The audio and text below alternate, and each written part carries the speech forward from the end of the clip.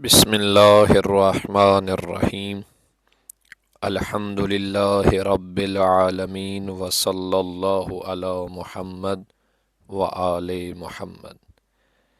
سلسلہ وار گفتگو کا آغاز کر رہے ہیں۔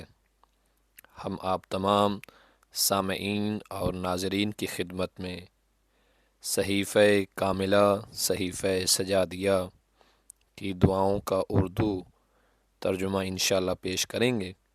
سب سے پہلے ضروری سمجھتے ہیں کہ ہم آپ تمام سامعین کی خدمت میں صحیفہ سجادیہ کا مختصر سا تعارف پیش کریں۔ صحیفہ سجادیہ سرکار امام علی ابن الحسین یعنی زین العابدین علیہ الصلوۃ والسلام کی دعاؤں کا مجموعہ ہے۔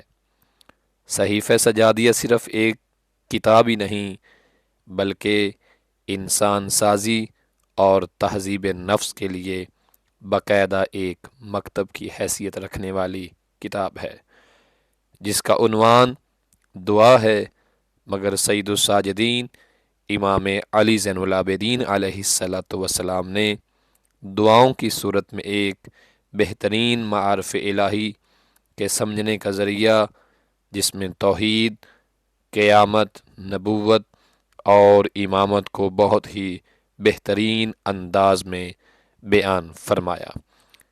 امام زین العابدین علیہ الصلوۃ والسلام کا زمانہ حیات بڑا پرشوب اور حالات کے اعتبار سے بڑا ہی سخت تھا۔ امام علی مقام علیہ الصلوۃ والسلام نے اپنی تبلیغ کا ذریعہ دعا کے ذریعے سے لوگوں میں متعارف کروایا، اور آپ اور ہم جانتے ہیں کہ دعا انسان اور پروردگار کے درمیان ایک بہترین اتصال کا طریقہ ہے۔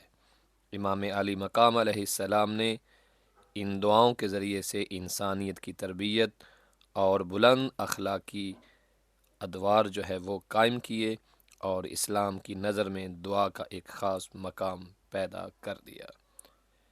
صحیفہ سجادیہ قرآن اور نہج البلاغہ کے بعد بہت بڑی علمی، روحانی، معنوی کتاب کے طور پہ جانی جاتی ہے۔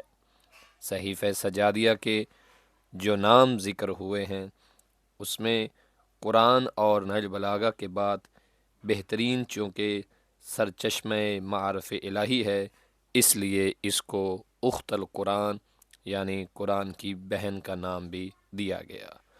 دوسرا نام اس کا انجیل اہل بیت ہے، اور تیسرا نام اس کا زبور آل محمد علیہ الصلاۃ والسلام ہے، اور صحیفہ سجادیہ کو صحیفہ کاملہ بھی کہا جاتا ہے۔ صحیفہ سجادیہ کے دو نسخے متعارف ہوئے، ایک سرکار جناب امام محمد باقر علیہ الصلاۃ والسلام کے وجود سے، اور ایک جناب حضرت زید شہید کے وجود سے متعارف ہوا۔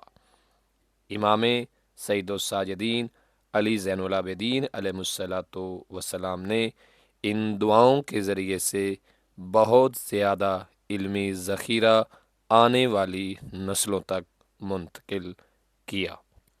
کیونکہ صحیفہ سجادیہ کا دوسرا نام صحیفہ کاملہ ہے، تو اس کی وجہ جاننا بہت ضروری ہے۔